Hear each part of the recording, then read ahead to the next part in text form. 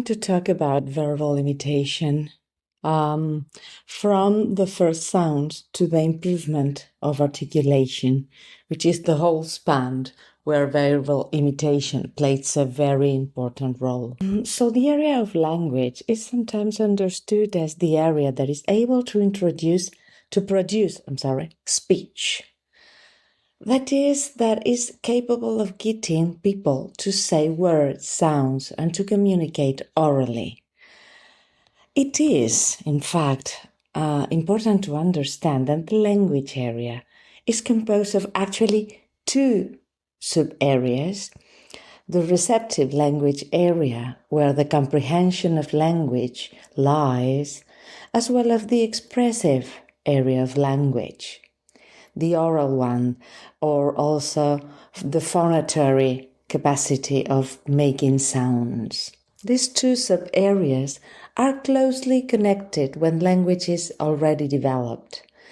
But, and that is a need because in order to be able to produce a sound, we first have to decipher what we want to say. So we need to understand what we are going to say and how it is produced. But these two areas, actually, they don't have like the same origin. They don't come from the same place. Verbal or productive area, it's actually part of the motor development, and it has to do with the production of sounds, part of the subtleties of that muscle development, where you put together how you do some things, and it starts actually from a very genetic push that actually makes us produce sounds, which it's one of the most fun things that children do. On the other hand, the receptive or the comprehension of language, it is more linked to the communication circles and the relationship between our actions and other people's action, and the actual chain that brings together, that actually conveys that I want something, for example, or that I am enjoying something and I am sharing it to you, or I am asking something from you, and that actually you do something that brings feedback to what you've done, and the other way around.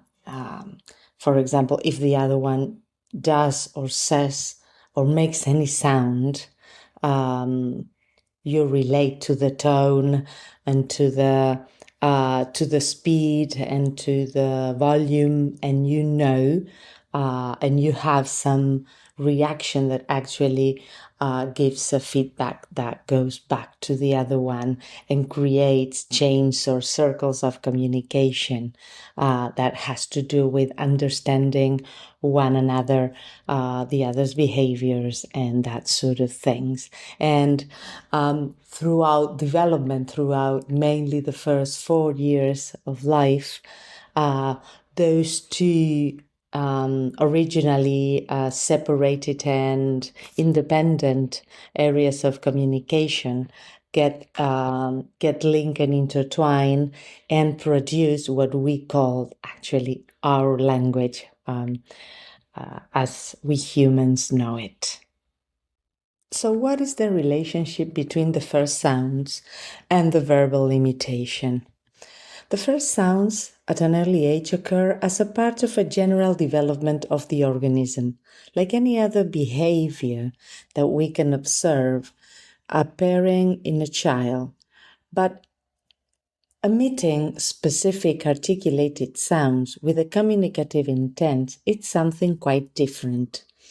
That is to say that language emitted seeks to respond to its environment. Thus we understand that verbal imitation demands of demands and expressive designations are at first achievement in the development of functional language at an early age. Specifically, verbal imitation develops because we can initially begin to direct our attention to sounds in the environment. We direct our visual, mainly, or our auditory attention to sounds, for example, with coming from another human or from another place or from a musical toy. We increasingly, with this interaction, sustain our attention on these sounds. For example, when a song is sung to us. Although we are not yet able to imitate that sound, we begin to be very aware of how the other one produces those sounds. And that is the core, the seed from where our own production is going then to grow. The consequence we receive motivate us. That is something, as other thing that is very important. Amusement and the willingness it brings us to want to repeat the behavior makes us perform to get the environment also to respond. And we will do it more and more often as the circles of communication grow bigger, along with the consequences. The behavior then increases in frequency. So while the babbling is followed by babbling games, for example, with parents, we see that this is very important because those repetitions of sounds in a game increase the practice and increase the whole behavior of itself practicing the production of sounds, but also practices the communication with another. This is a kind of stimulation that we do naturally, and it is a basic interaction with our babies. But if it's not naturally, we can, like with our method, introduce ways of provoking it. It is when more articulated sounds appear, and we need to highlight that because it's given to the consequences, because their novelty and because of the fun it has, it naturally increases the possibility of it going further and further. So, for example, when there is an interaction and our baby says, "Pa," right? We say, "Oh, very good." And he goes, "Pa, pa, pa, pa, pa," or a similar one. And we reinforce that. That brings that even further and further. We are in this way working on the ability to achieve verbal imitation without almost realizing it, which is the best thing to do it. Even so, we know that children with language development difficulties can achieve these developmental milestones, as I said, provoking that with our method or with other songs or fun activities that reinforce the production of verbal production. So when functional linguistic behavior appears, that actually means that we leave behind that basic sounds, games, or interactions with our kids, because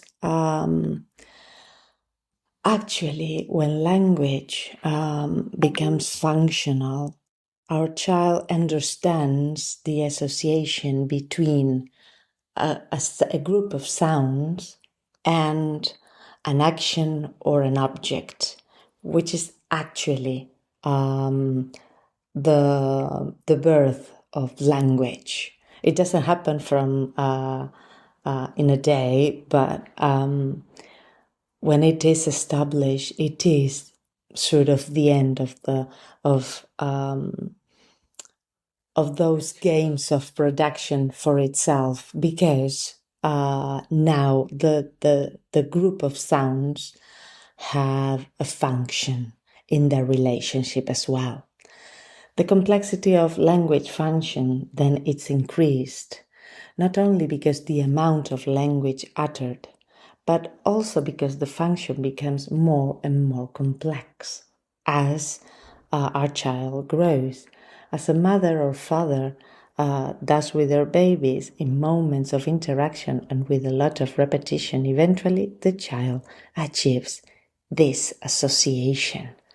So next we start from the fact that the child already emits sounds or syllables in order to achieve consequences from his or her immediate environment. Verbal imitation is then described as the ability to perform the same verbal behavior point by point. That is to say that all the particles we imitate are the same as they propose to us.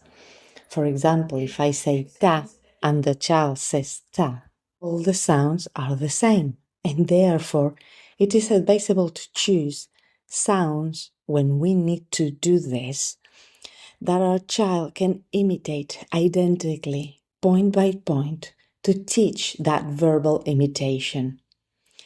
This skill is performed like this. That is to say that you observe that the child does a sound more frequently, and then you introduce that into the game or the interaction so that you teach your child to imitate the sounds that he already knows how to do. We always deliver the same consequence so that the child understands that with a particular sound, he or she always receives the same thing. So if our child makes sounds or complex sounds but doesn't imitate verbally, this is a good activity to do, so that we take the sounds that he produces and we ask him to do by saying the same thing so that he can repeat or imitate, and we give him a reward afterwards. Once this association is maintained over time, that means throughout several days, you can start to make some conditioning, because this is going to lead for the child to respond to the verbal stimuli. For example, performing a verbal imitation of the same sound of syllables in order to achieve an expected consequence. It will no longer be enough to make the sound to receive what is expected or desired. I hope that you see here that we move a step forward, because what we want to introduce is not just the verbal production, but also giving the communicative aspect of language, like saying, this means you have to do this. It's not just saying the same thing, but taking it into a more behavioral level.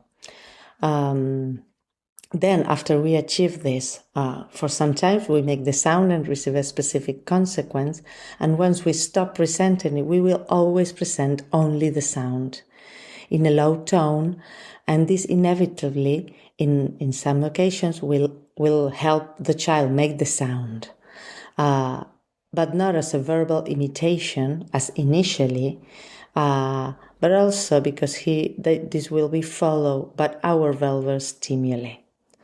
For this point on, we should expect the child to begin to be able to associate that when we make a sound and they make the sound, they know that they are going to receive a consequence. The improvement of articulation comes when our child has already the communicative area of speech and a quite varied and extensive production of sounds. But at this point, of course, there are some difficulties that may arise. Like, for example, he might know to articulate all the consonant and the vowel sounds, but his verbal constructions are not 100% correct. That is to say, the more language, the worse of the articulation. The worse the articulation, it's shown because there is a difficulty of combining the production of the sounds themselves, the articulation or the transition to another sounds with the breathing or the airflow coming out of our voice. So all that articulation should be learned as well. Another possibility can be then our child can articulate all sounds, but sometimes some specific combinations are difficult to make or are mistaken for another. That is to say, for example, he knows how to pronounce pa, pe, pi, po, pu, but he doesn't says ma, me, mi.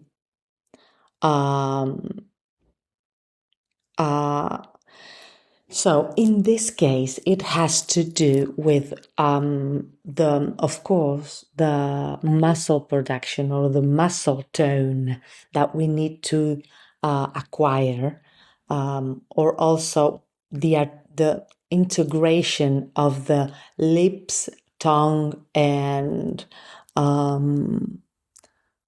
whole mouth position to produce certain sounds. And that is also something that needs to be learned. And the third possibility is that not all sounds are developed, in the sense that sometimes the more we help to develop verbal imitation of the sounds that we have, the closer the sounds are that are not developed will be emerging, because as we start to increase the sounds that are possible or exist in our language, the difficulties in some specific sounds will emerge. That is also something that needs to be worked on and learned. And verbal imitation is the best way to do it. But we need to have all the other layers of the verbal imitation in place to work on this specific area. We need to take that into account, because sometimes we want to go to this point and not have the fun production of sounds together and the link between the sound production and its consequences. So we need to know that these steps needs to be put in place to get into this final area or point. So as a practice, I thought of 3 practices, one for each group of children who need to start establishing the basis of verbal imitation, because they don't produce sounds initially. Others that doesn't link to the others and don't imitate sounds, they just produce the sounds that they produce, and some other that children that need just to improve the production of specific sounds or the interaction of sound. So the first one, we want for the first one and to provoke the association of a sound, right, or a syllable. This point, what we do is we are the ones who imitate the sound that the child do, so that he starts paying attention and realizing that we are catching the sounds that he produces as a consequence of something, no, when he's doing something, and we sort of introduce that that shared experience. For example, if our child is playing with, I don't know, with a car, or it's playing with some musical toy, and he goes like ta ta ta ta, and we go like, oh, ta ta ta ta, and we do sort of the same thing, and then we make a pause and he does the same, and then we do it. We introduce those games of imitation so that we teach him the sounds and the imitation itself. And for example, we can also introduce, when we have that established, some variations. For example, if he's used to make ta ta ta ta, we can make ta ta la ta, right? To see if he's sensible enough to the variations, or if he can imitate that kind of thing. So we repeat this because, and we can also add, if we want, some consequences that immediate consequences, so that this starts to take us to the second activities. So when our child produces sounds and are starting to get linked to some intentional interactions, or with toys or with us, we then start, as I said, to introduce a consequence, always the same one. It must be something that he likes, so that we know that that linkage between that sound production that has to start coming from us now, not from him, but we need to know that that sound production it's in his array of possibilities. So we produce it, and when he imitates, we give them then the consequence, so that that actually puts him in the learning position, and that we have a learner with us, and we start having someone that imitates, that pays attention to our production to produce something similar in order to have that consequence. So I think that this is a very good practice to do when our children make and articulate sounds. We could, for example, also transcribe some things, and so that we know the sounds that we can work on in order to help him progress. And then we get to the third group, where there are difficulties in the production of some sounds. So in this case, the more we practice, of course, the better they are going to be at that scale. So we need to keep it really fun, because our kids feel very bad when they try something and it's not going the way they expected. So we need to keep the motivation rolling. But in this case, what we need to do, we need to have the other things, of course. And then what we need to do is we need to sort of map and know exactly what are the difficulties our child is struggling with, and all the combinations and all the sounds, and so that with that map, we know we can order it for complexity, right? and we start offering those interactions according to the map, so that we start to increase the repertoire. Okay, I hope this is very helpful for you, and I hope you give me some feedback through WhatsApp or our web. Thank you very much for being here.